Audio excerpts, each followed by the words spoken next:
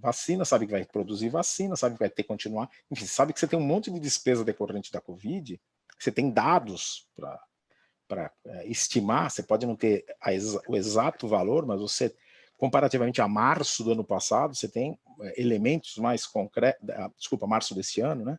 Você tem elementos concretos agora, pela experiência vivida de estimar valor no orçamento, e aí por conta da política e da austeridade fiscal, e da explícita decisão do governo federal de retomar a âncora fiscal pela emenda constitucional 95, você diz que a saúde vai ter um valor equivalente ao piso, né?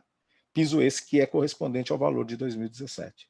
Então, essa é uma situação muito grave, que isto por si só, uma fala desta por si só, já deveria ser suficiente para mobilizar toda a sociedade.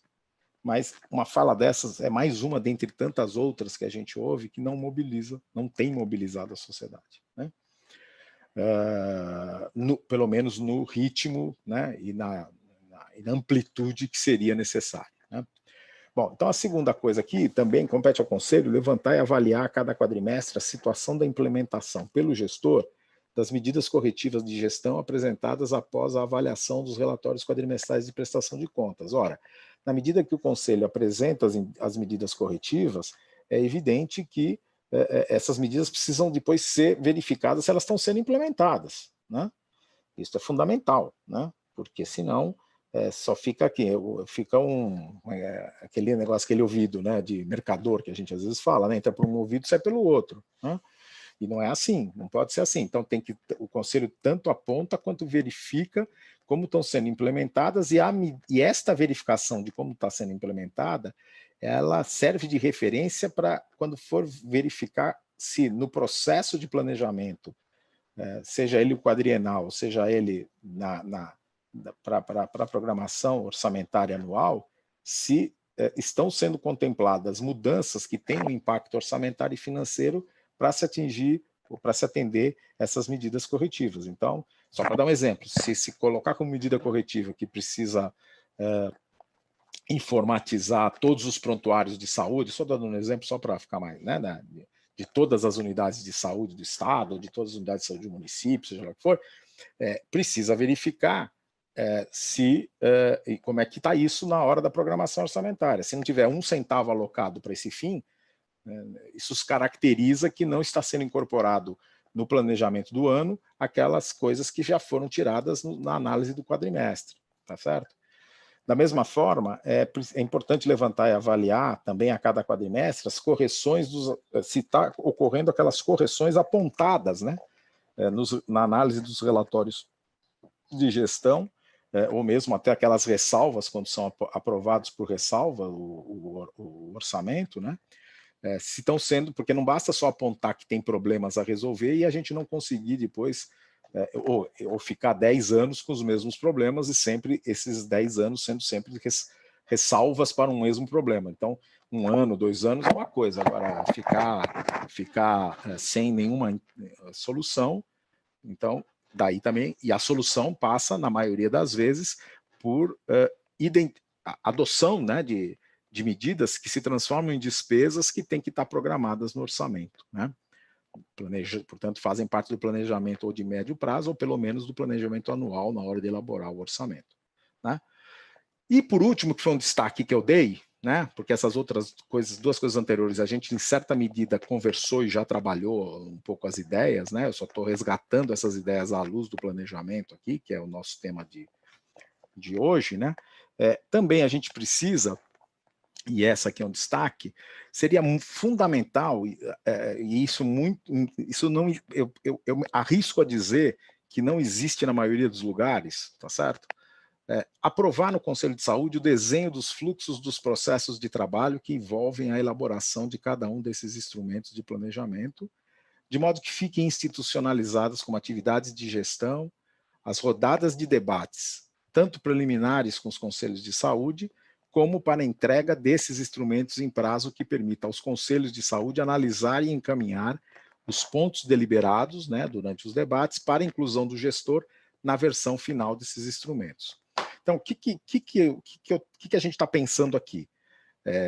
a Lei Complementar 141, ela estabelece competência para os conselhos aprovar esses planos, sejam todos, né, o plano, digamos assim, a proposta da saúde que vai fazer parte do plano plurianual, plano de saúde, a programação anual de saúde, a parte da saúde que vai fazer parte da LDO, da LOA, né, da lei orçamentária, e também daquilo que é o decreto de execução orçamentária, que eu já vou falar sobre ele.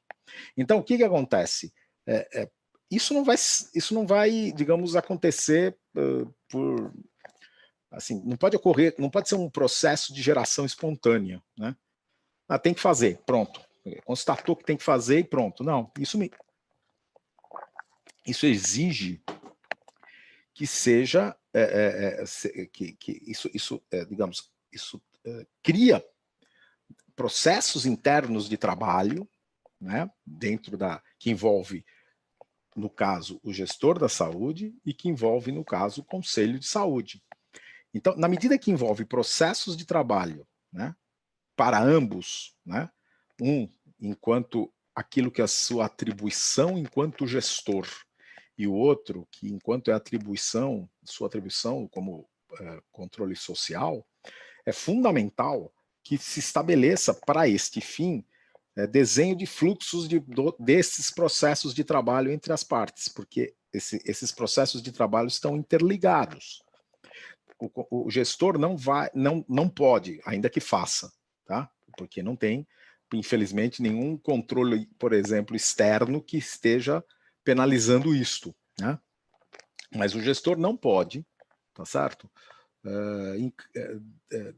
Encaminhar para o poder legislativo a programação orçamentária de saúde sem aprovar previamente isto, né, no Conselho. Tá certo? Também o gestor não pode fazer uma programação orçamentária da saúde para um determinado ano sem levar em conta as diretrizes para o estabelecimento de prioridades que tenha sido aprovado pelo Conselho. Estou citando aqui coisas da Lei 141. Tá? Então, o que significa? É preciso, então, se estabelecer um fluxo desses processos de trabalho, de modo a garantir que tudo aquilo que a legislação exige que tenha que ser cumprido, especialmente aí do ponto de vista para o nosso olhar, né, do ponto de vista da parte do controle social, principalmente, né, possa ocorrer, né? Então, é preciso fazer o desenho que a gente chama é o seguinte, olha, gestor elabora a minuta de programação orçamentária, tá? Vai encaminhar para... ou então, elabora a minuta de diretrizes para prioridades para, por exemplo, vamos imaginar que estivéssemos no começo do ano que vem, para 2022, tá? Encaminha para o conselho analisar e deliberar. Conselho analisa, delibera e devolve para o gestor. Gestor pega essas diretrizes para o estabelecimento de prioridades aprovada pelo Conselho e elabora a programação de lei de diretrizes orçamentárias e a programação anual de saúde para 2022. Encaminha para o Conselho para fazer análise e deliberação, né, e eventualmente incluir coisas, revisar outras, etc. Enfim, volta lá, delibera, devolve para o gestor. O gestor vai pegar esse capítulo saúde do projeto de lei de diretrizes orçamentárias e vai incorporar, junto com as demais programações do governo, das outras áreas do governo, no projeto de lei que vai ser encaminhado para o Poder Legislativo.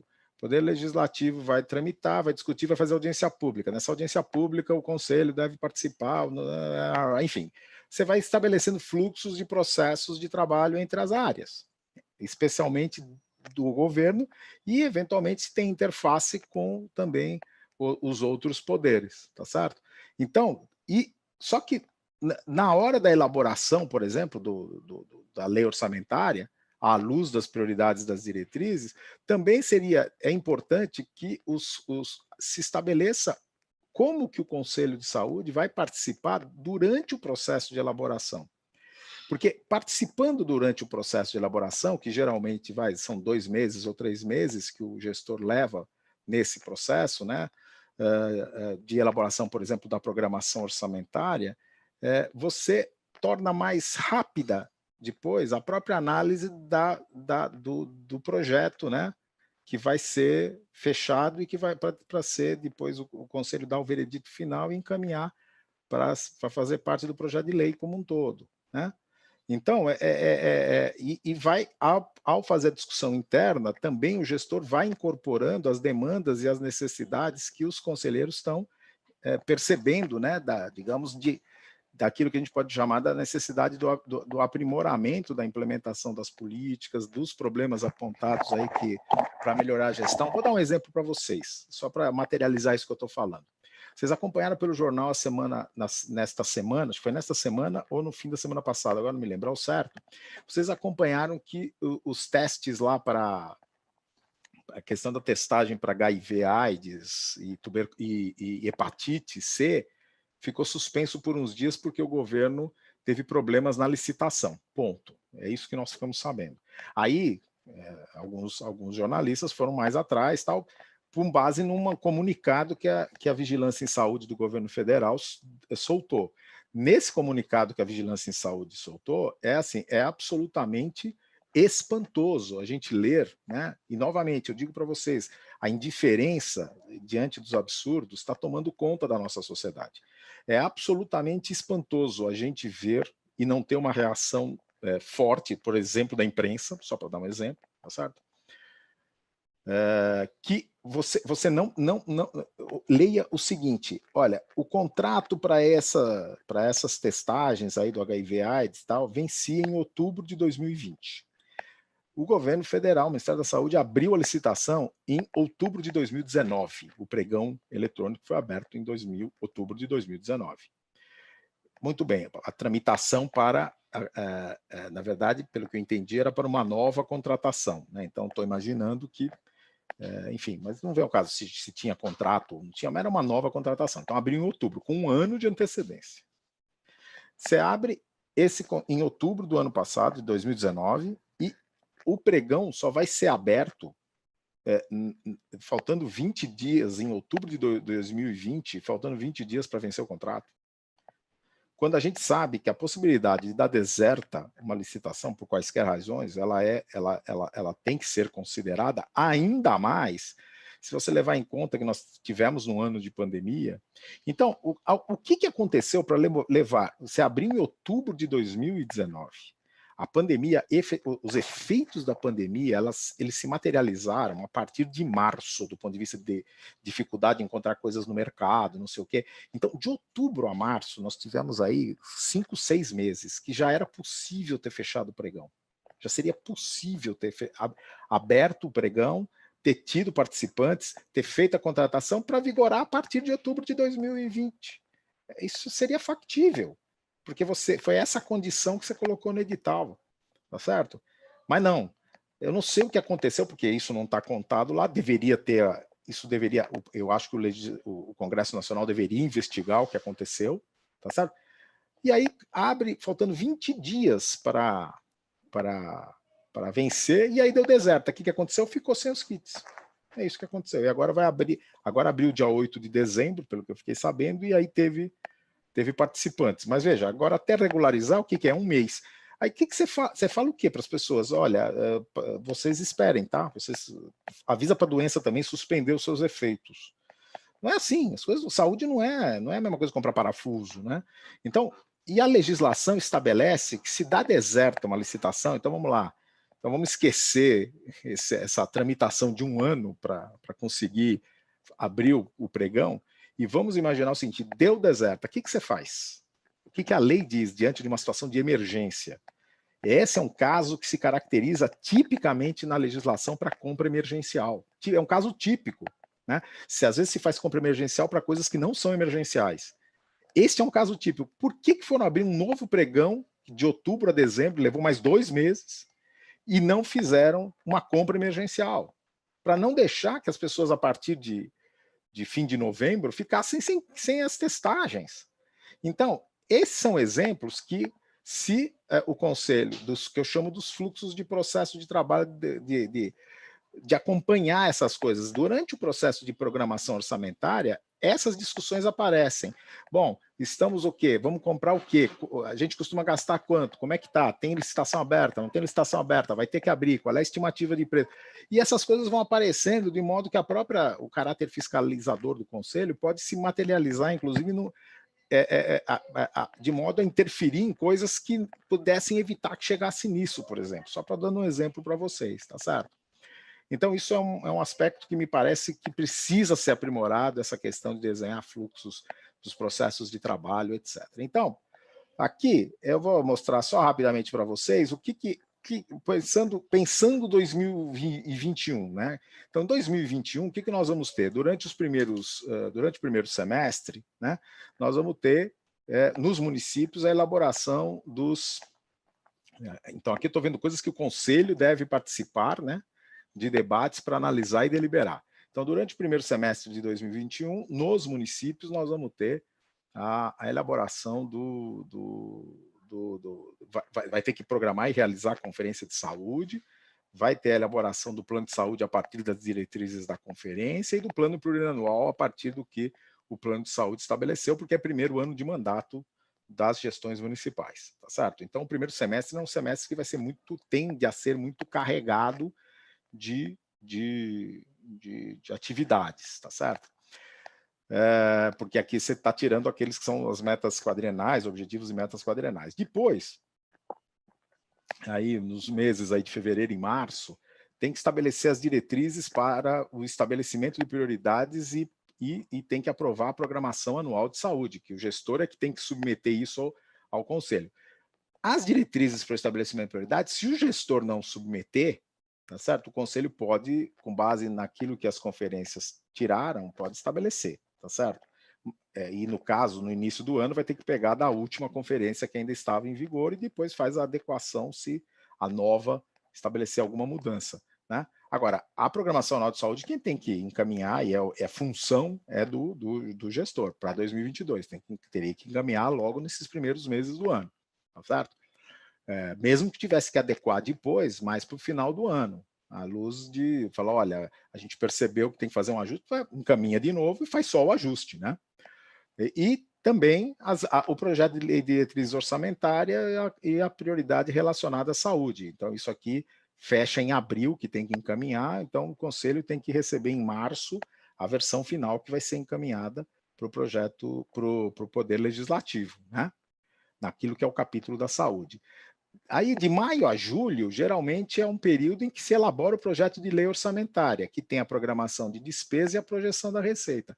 A projeção da receita é algo que os conselheiros de saúde também não têm, e os gestores de saúde não têm acompanhado, mas vamos lembrar que aqui você vai ter, inclusive, aquelas receitas que servem de base de cálculo para aplicação mínima. Então, é importante a gente saber qual é a previsão que está sendo feita para o exercício, qual é a metodologia de cálculo dessa projeção, verificar, discutir a possibilidade de ampliar essa base de cálculo, portanto, são ações de receita que quem tem que fazer é a área de finanças ou a área financeira, tá certo?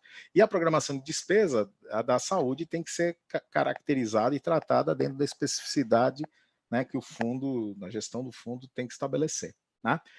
Em agosto ou setembro, os estados geralmente em agosto, os municípios geralmente em setembro, eles vão apresentar esse projeto de lei orçamentária, né, com as receitas e as despesas detalhadas. No caso das despesas, antes de encaminhar para o Poder Legislativo, durante aquilo que foi objeto dos debates de maio a julho, vai ser feita a versão final e tem que ser encaminhado para o Conselho dizer, ó, é isso que nós vamos mandar, para verificar se está tudo ok, né, para o Conselho também ter certeza de que o que está tramitando lá no Poder Legislativo é aquilo que foi objeto da própria discussão interna ocorrida, né, e aprovada pelo Conselho. Tá? Depois de aprovado o orçamento, geralmente no fim do ano, por exemplo, o orçamento da União não vai ser aprovado, tá certo? No fim do ano agora. Vai começar o ano sem orçamento, né? Mas geralmente nos estados e municípios essa coisa é respeitada, essa questão dos prazos. Então, depois de aprovado o orçamento, o governo deve fazer um decreto de execução orçamentária, que tem o quê? A previsão bimestral da receita e o cronograma mensal de desembolso, né? Então, no caso da saúde, né, é fundamental que isto seja feito também, ou seja, quando a receita não comportar a obtenção das metas ou quando a receita arrecadada for menor que a previsão do bimestre, tem que contingenciar ou anular os empenhos conforme a LDO, que define quais despesas podem ser reduzidas. Então, isso aqui é fundamental que a gente tenha clareza, né, de que temos que olhar, enquanto Conselho de Saúde, a parte referente à saúde que vai constar no decreto de execução orçamentária do governo todo, porque a área econômico-financeira não tem o poder de estabelecer esta regra, né, para a saúde. Então, quem vai definir o cronograma mensal de desembolso e quem vai avaliar, junto com a área econômico-financeira, a previsão bimestral das receitas que dão suporte, né, para o financiamento da saúde no município, tem que ser o Conselho de Saúde, tá certo? Junto com o gestor de saúde, tá certo? E aí, ambos, né, com a área econômica. Tá? Então, agora, para encerrar, não vou poder me estender, apenas quero só mostrar para vocês, depois vocês podem olhar com calma.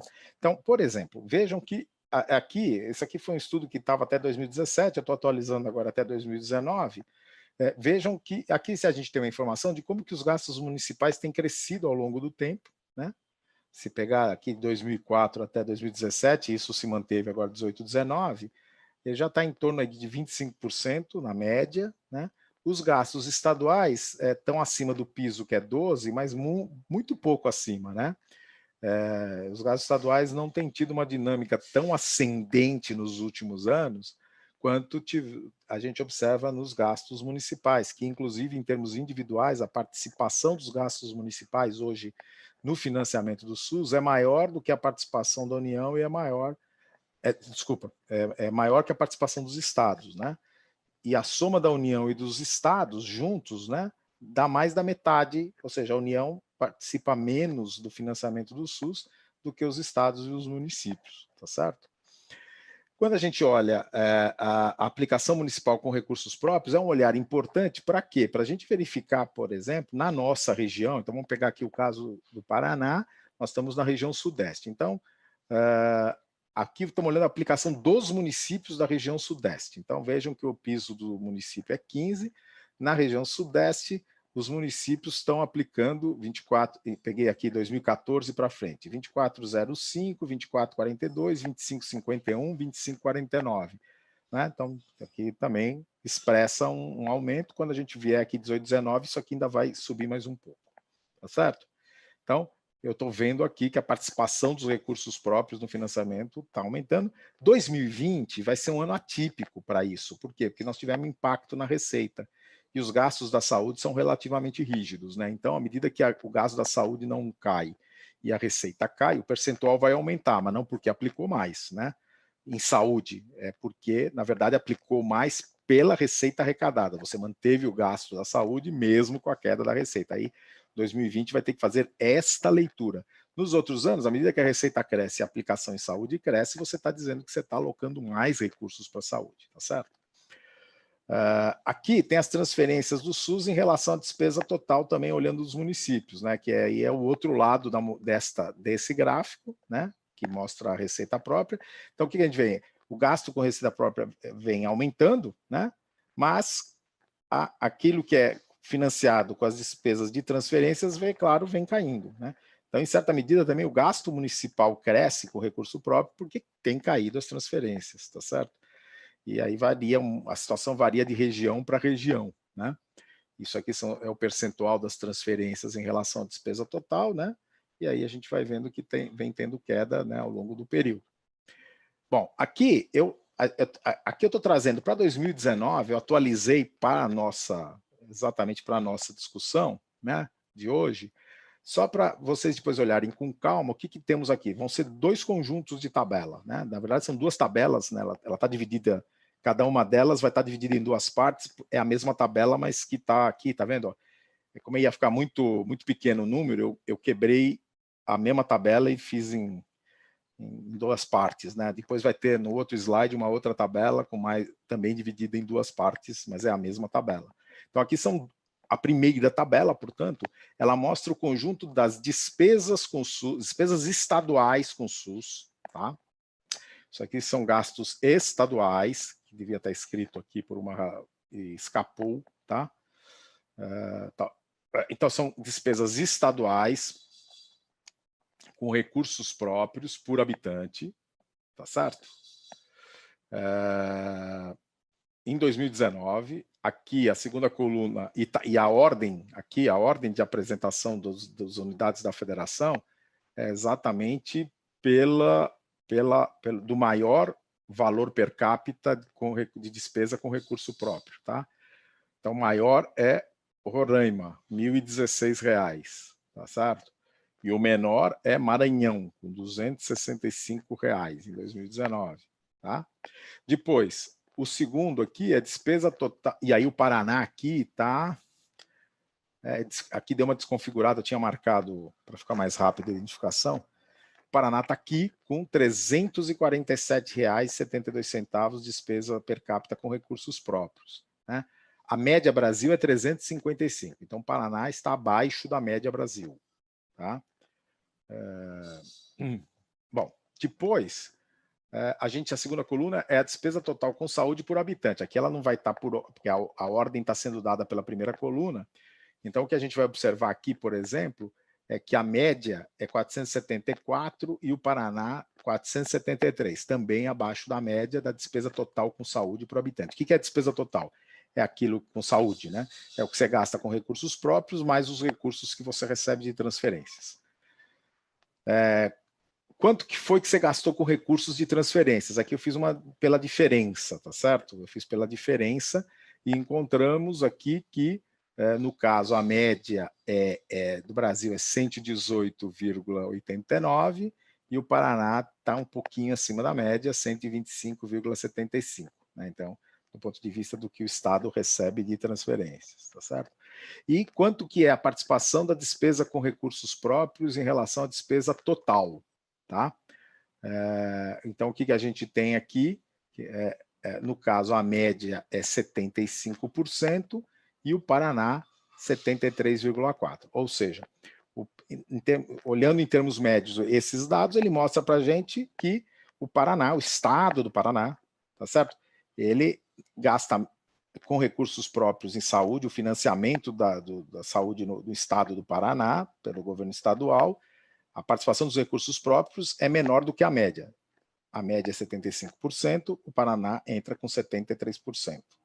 E aí, quando eu olho em termos de valor per capita, porque isso expressa isso também, eu verifico que o Paraná, com recursos próprios, está aplicando R$ 347, a média é 355, e todos aqueles outros estados ali que estão listados, então, por exemplo, da região sul, Santa Catarina e Rio Grande do Sul, por exemplo, em termos de aplicação de recursos próprios per capita, aplicam mais do que o Paraná. Então, na região sul, o Paraná é o lanterna, tá certo? Então, aqui é um primeiro aspecto. Eu falei aqui, deixa eu só corrigir por força da gente estar em São Paulo, a gente fala sudeste, o Paraná é sul, né? Então, se eu pegar aqui na região sul, também cresceu, ó, de 22, 24, a região como um todo, né? 22, 24, 22, 76, 23, 19, 23, 58. Mas, quando eu olho, eu vou verificar que o Paraná tem o que fica abaixo em termos de aplicação. Ali era municipal, tá certo? Aqui é do estado, então não podemos, nesse aspecto, fazer uma comparação direta, né? Mas eu estou observando que dentro dos gastos estaduais, o estado do Paraná é o último na região sul. E aqui é a continuidade da tabela, né? Porque eu falei para vocês, né, que também eu dividi em duas partes a tabela, então uma parte está num slide, outra parte está no outro slide, e dentro de cada slide eu dividi em duas para poder ficar mais fácil a leitura. Então, o que a gente vai ver aqui? Ó? Receita de transferência, aqui eu estou olhando um pouco as receitas, né? Receita de transferência SUS por habitante. Então, o que eu vou reparar aqui? A média da receita transferência SUS por habitante é de R$ 115,21. E o Paraná recebe R$ 144,65. Então, o Paraná recebe acima da média de transferências do SUS. Tá certo? E aqui não está a ordem da apresentação dessa tabela, é pela receita de impostos e transferências de impostos. Eu vou explicar por que eu fiz isso aqui, porque esses dados que eu estou apresentando para vocês, ele é fundamental para a discussão do planejamento e da cobrança não só, quer dizer, aí não dos gestores da saúde, mas dos gestores da área econômica do Estado. Então, percebam que, em termos de receita de impostos e transferência de impostos, o Estado do Paraná tem uma receita per capita, porque essa aqui é a receita base de cálculo para aquela aplicação, de R$ 2.848. Tá? E o Estado do Paraná aplica 12,2%, aplicou 12,2% em 2019, portanto, aplicou bem próximo do piso. Mas o que chama a atenção da gente? Bom, em termos de potencial econômico, que é o que expressa a capacidade de um Estado melhorar a sua arrecadação, né? E em termos daquilo que ele está cobrando per capita, né? Então, o que eu observo aqui? Primeiro, que o Estado do Paraná cobra acima da média, né, da receita per capita aqui, base de cálculo é 2.684, o Paraná está com 2.848. Então, aqui já mostra que enfim, não há aparentemente muito espaço para ampliação, mas ele chama atenção que, do ponto de vista econômico, Roraima, Acre, Amapá, Tocantins, Mato Grosso, Rondônia, né? Mato Grosso do Sul, Sergipe, Rio Grande do Sul, tá certo? São Paulo não. São Paulo, inclusive, é outro que também chama atenção, né? Eu acho que Paraná, por exemplo, e São Paulo, só para dar dois exemplos, eles tinham que ter uma receita de impostos e de transferência de impostos muito maior que eles têm, pelo potencial econômico que esses dois estados têm. Então, aqui cabe sim fazer uma análise junto com a área da receita estadual para verificar, por exemplo, como é que está a arrecadação do ICMS? Como é que está a fiscalização dessa tributação do ICMS? Como é que está a arrecadação do IPVA? Como é que está a arrecadação do ITBI, do ITCMD, que é Imposto de Transmissão Causa Mortes, né, e doações, né? Tem espaço para a gente poder melhorar a receita estadual? Então, o jeito de pleitear essa discussão é olhando isso aqui está nos dados do CIOPS. Tudo que eu estou trazendo aqui está na base de dados do CIOPS, lá do Ministério da Saúde, tá certo? Então, isso é importante para melhorar, inclusive, a própria capacidade de financiamento da saúde, de modo a dizer, olha, a saúde tem que gastar mais que 12,2, tá? Então, como é que eu vou fazer? Eu quero sentar e discutir como é que a gente pode melhorar a receita, entendeu? E isso é uma forma de cobrar das autoridades, para que o processo de planejamento possa também levar em conta a capacidade de financiamento daquilo que queira que o Estado amplie de atendimentos, etc., e também da própria opção política, tá? Quando eu olho aqui, eu vou ver o seguinte, bom, desta base de cálculo, o Estado está gastando 12,2%, e aí eu posso pegar alguma outra coisa, sei lá, pego alguma outra despesa que tenha sido feita uma discussão do ponto de vista da prioridade política e falar, bom, mas e para tal coisa você está gastando mais do que isso, né?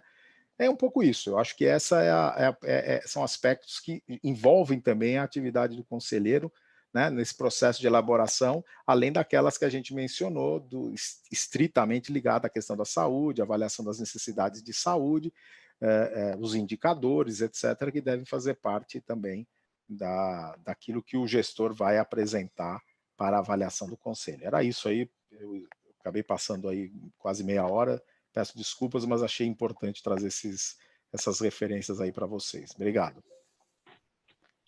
Obrigada, professor Fúncia.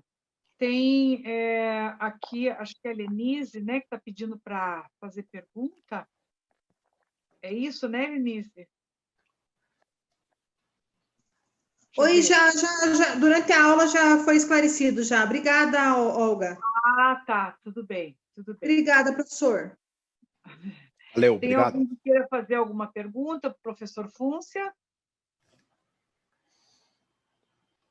Bom, então, assim, pessoal, o professor Fúncia, na penúltima aula e na aula de hoje também, extrapolou o horário dele, mas, assim, para nós foi uma vantagem muito importante, porque ele finalizou, né, todo o raciocínio, e deu para nós assim mais condições de poder entender melhor essa questão do orçamento. Eu não sei se o professor quer fazer considerações finais antes do encerramento, professor. Eu só queria agradecer, né, a oportunidade de ter estado com vocês e ter podido discutir estas coisas, né? Porque, concretamente, queria também parabenizar aí a proposta do próprio curso. Eu sinto falta que essas discussões tenham que ser pela experiência que eu tenho nas discussões aí com os conselhos, etc., elas não têm sido muito discutidas, né?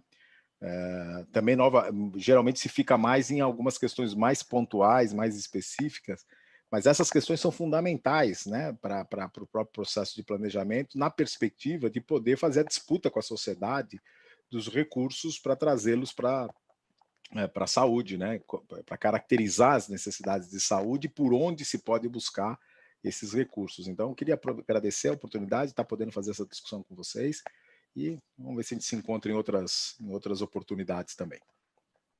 Então, eu gostaria de agradecer, né, em nome da Escola de Saúde Pública, em nome do Conselho Estadual de Saúde, a sua participação aqui para nós foi de fundamental importância. Tem várias pessoas aqui colocando que já vai usar os conhecimentos, né, a partir de agora, já para estudando o orçamento do município, para poder qualificar sua intervenção também. E gostaria de requisitar, né, a sua participação nesse curso que a gente quer implementar a partir do ano que vem, de educação permanente em orçamento público, para conselheiras e conselheiros também. E desde já chamar essas conselheiras e conselheiros que participaram deste curso para que nos ajude, né, a mobilizar e aí ter uma experiência de uma turma maior, mas assim, nós limitamos o número de participantes exatamente porque a gente queria privilegiar um pouco dessa interação. Não tivemos muito tempo para isso, né, professor? Mas no próximo curso a gente pretende que tenha, e assim, porque é importante que a gente coloque as questões que a gente tem no cotidiano da atividade que a gente tem no controle social. Isso ajuda a fixar melhor os conteúdos. Então, agradecer a presença de todo mundo, né? E espero que a gente se encontre no ano que vem nos próximos cursos. E força aí no controle social, e não deixem que gestor nenhum passe a lábia, né? E não permita que vocês tenham um efetivo controle social. Os instrumentos estão aí, a gente se coloca à disposição todas as vezes que precisar. Não são todos os gestores que se comportam dessa forma, né? Eu estou aqui fazendo uma ressalva que tem gestores que fazem questão absoluta de ter transparência no processo, né?